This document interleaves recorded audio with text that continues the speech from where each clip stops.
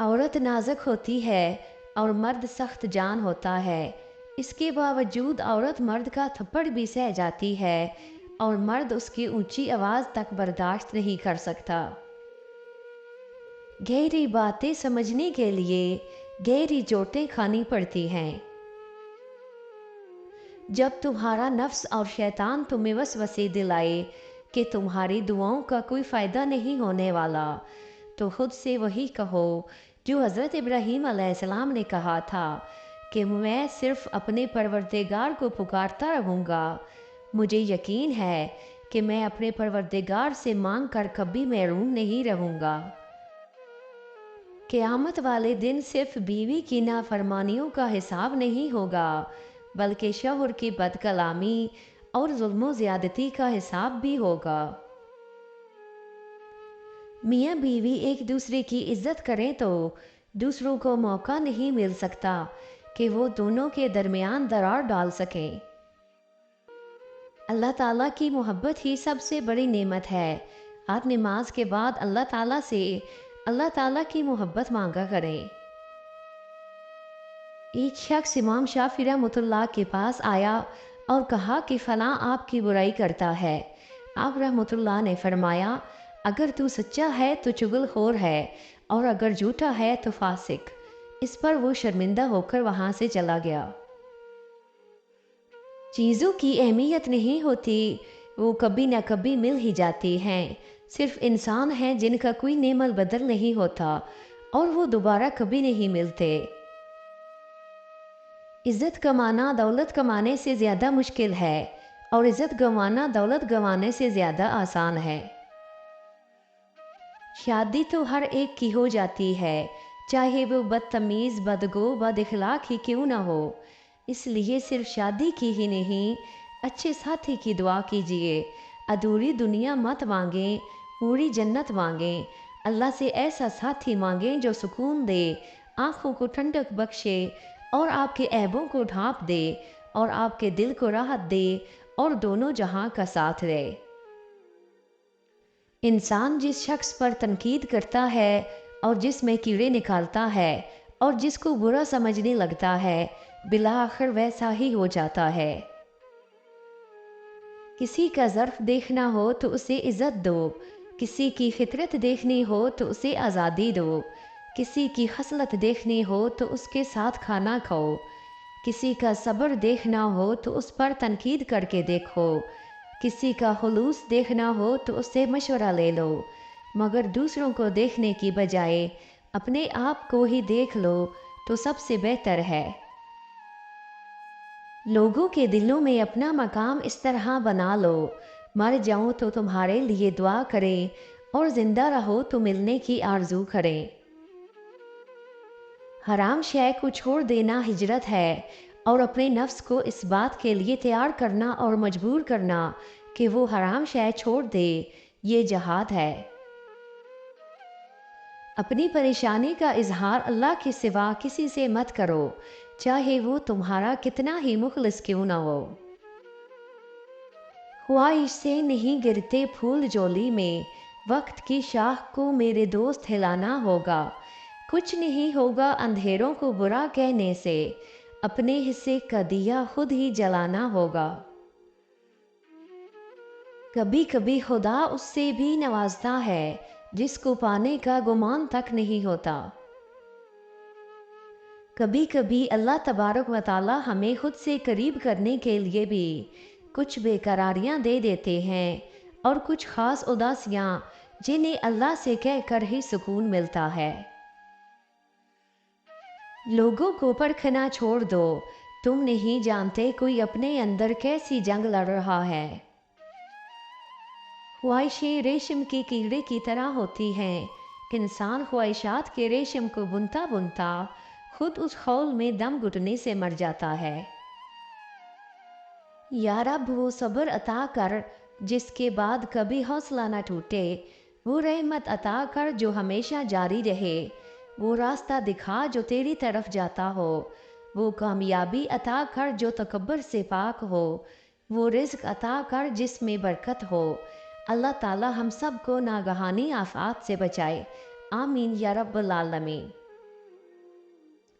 बीवी से हंसना मुस्कुराना, उसकी गलतियों पर माफ़ करना, गुस्सा को बर्दाश्त करना, उसकी तकलीफ़ और राहत की बातें सुनना, उसको खुश रखना, उसको बाहर सैरो तफरी पर ले जाना, उसको जेब खर्च देकर हिसाब मत लेना, सब कुछ इबादत में शामिल है।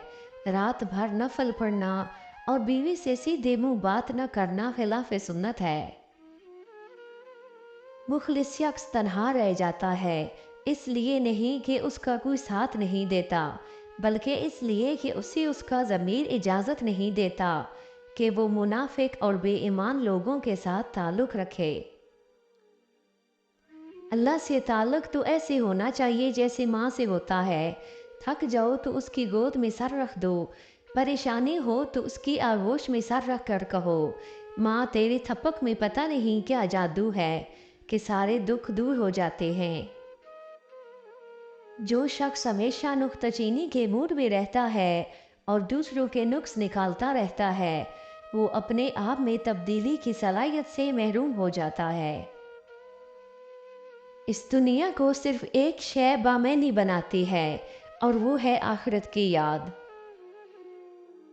रसूल अल्लाह सल्लल्लाहु अलैहि वसल्लम ने फरमाया, मुसलमान जब भी किसी परेशानी, बीमारी, रंजो मलाल, तकलीफ़ और गम में मुब्तला हो जाता है, यहाँ तक कि अगर इससे कोई कांटा भी चुभ जाए तो अल्लाह ताला उसे उसके गुनाहों का कफ़ारा बना देता है।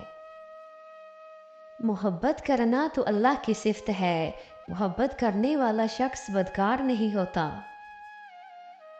रसूल अल्लाह सल्लल्लाहु अलैहि वसल्लम ने फरमाया, जब तुम में से कोई अपनी मस्जिद में नमाज बाजमात अदा कर ले तो अपनी नमाज में से अपने घर के लिए भी कुछ हिस्सा रखे, क्योंकि अल्लाह उसके घर में उसके नमाज पढ़ने की वजह से खैरो भलाई रखेगा। दरख्त पर औकात से ज़्यादा फल लग जाएं तो उसकी डालियां टूटना शुरू हो जाती हैं। इंसान को औकात से ज़्यादा मिल जाए तो वो रिश्तों को तोड़ना शुरू कर देता है। रसूल अल्लाह सल्लल्लाहु अलैहि वसल्लम ने फरमाया, हर नबी को एक दुआ दी गई, जिस चीज़ की उसने दुआ मांगी फिर उसे कबूल किया गया, लेकिन मैंने अपनी दुआ क़यामत के दिन अपनी उम्मत की शफाअत के लिए महफूज रखी हुई है। दिल्ली से दो रास्ते निकलते हैं, एक फेफड़ों में, एक मैदे में। हवा खुद ब खुद फेफड़ों में और खाना खुद ब खुद मैदे में चला जाता है। कौन है ऐसा खूबसूरत निज़ाम बनाने वाला? बेशक वो खालिक़े अज़ीम अकेला अल्लाह है। बेशक सुभान अल्लाह।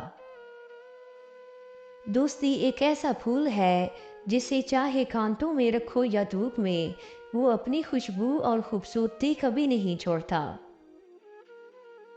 मैंने गुनाहों में डूबे लोगों को रातों को रोते देखा है और नेकी करने वालों को दूसरों पर हंसते देखा है। किसका किरदार अच्छा और किसका बुरा है ये सिर्फ अल्लाह ही जानता है, क्योंकि इंसान सिर्फ अच्छे इंसान से मोहब्बत करता है, जबकि अल्लाह बुरे इंसान को भी अकेला नहीं छोड़ता। जिंदगी ज़रूरत की तरह गुजारो, ख्वाहिश की तरह नहीं, क्योंकि ज़रूरत फ़कीर की भी पूरी होती है, लेकिन ख्वाहिश तो बादशाह की भी अधूरी रह जाती है। रसूल अल्लाह सल्लल्लाहु अलैहि वसल्लम ने फरमाया, अल्लाह ताला फरमाते हैं, मेरे ज़िक्र के लिए वक्त निकालो, मैं तुम्हारे काम में बरकत अता करूँगा, वरना दुनियावी कामों की कसरत तुम पर इस कदर मुसल्लत कर दूँगा कि तुम्हें फुर्सत ही ना होगी और सुकून से महरूम रहोगे। आंसू मुस्कुराहट से ज़्यादा स्पेशल होते हैं। पता है क्यों? क्योंकि मुस्कुराहट तो हर किसी के लिए होती है, मगर आंसू उनके लिए होते हैं जिन्हें हम खोना नहीं चाहते। जहाँ ईमान होता है वहाँ यकीन होता है, और जहाँ यकीन होता है वहाँ मोजज़े भी होते हैं। हम सब कुछ बर्दाश्त कर लेते हैं, मगर अपनों के लहजे से मुसलसल टपकती बेजारी और तल्ख रवैये हमें तोड़ के रख देते हैं। मेरी टूटी फूटी इबादतों को ऐसे कबूल कर या रब के सजदे में झुकूं तो मुझसे जुड़े सब रिश्तों की ज़िंदगी संवर जाए। आमीन सुमान। اللہ کا ذکر کرتے رہا کرو، چاہے گھر میں ہو یا راستے میں، کیونکہ جس چیز کے سامنے اللہ کا ذکر کرو گے، چاہے وہ پتھر، پھول، درخت یا کچھ بھی ہو، قیامت کے دن گواہی دے گی کہ یا اللہ تیرا یہ بندہ تیرے ذکر میں مشغول رہتا تھا۔ سٹیٹس لگانے سے نہیں، ٹانگیں دبانے سے ثواب ملتا ہے۔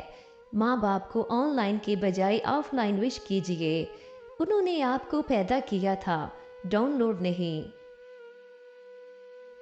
قرآن کہتا ہے اپنی دشمنوں کی چالوں سے پریشان نہ ہوا کر، بے شک تمہارا رب سب سے بہترین چال چلنے والا ہے۔ رسول اللہ صلی اللہ علیہ وسلم نے ارشاد فرمایا، تم میرے بعد دنیاوی معاملات میں حق تلفی دیکھو تو صبر کیے رہنا یہاں تک کہ تم مجھ سے مل جاؤ، اور تمہارے ملنے کا مقام حوض کوثر ہوگا۔ مجھے توڑنے والے بہت تھے مگر مجھے جوڑا صرف میرے رب نے۔ مدد کرنا سیکھیے فائدے کے بغیر، ملنا جلنا سیکھیے مطلب کے بغیر، عاجزی سے چلنا سیکھیے غرور کے بغیر، زندگی جینا سیکھیے دکھاوے کے بغیر۔ خوشی کے بھی اپنے اپنے انداز ہوتے ہیں، ایک بچہ غبارہ خرید کے خوش تھا اور ایک بچہ غبارہ بیچ کر۔ دو طرح کی محبت انسان کو غمگین نہیں کرتی، اللہ تعالیٰ سے محبت اور اللہ تعالیٰ کے لیے کسی سے کی گئی محبت۔ اپنوں کی غلطیاں بھی اپنی ہوتی ہیں، مل جل کر سدھار لینی چاہیے، انا کی دستار باندھ کر دوسروں کے جھکنے کا انتظار نہیں کرنا چاہیے۔ مسافتیں ہمیں نہیں تھکاتی، یہ ہمارے ساتھ چلنے والوں کے رویے ہیں جو ہمارا سانس تک پھلا دیتے ہیں۔ جو لوگ نہیں روتے انہیں رلانا نہیں چاہیے، کیونکہ جب وہ روتے ہیں تو صرف ایک بات پر نہیں روتے بلکہ ان سب باتوں پر روتے ہیں جن پر انہوں نے صبر کیا تھا۔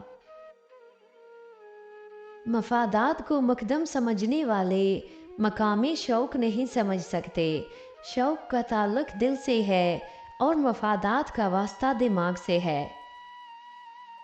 ایک عورت کی تربیت کا امتحان بہو بننے کے بعد اور اخلاق کا امتحان ساس بننے کے بعد ہوتا ہے۔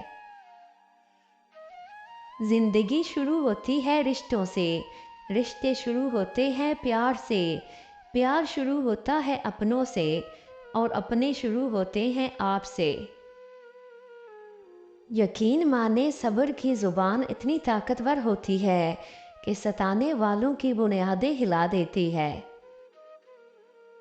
اے عزت دینے والے رب، ہمیں ان لوگوں کے شر سے محفوظ فرما جو ہماری اچھائیاں تو چھپا لیتے ہیں لیکن ہماری برائیاں پھیلا دیتے ہیں۔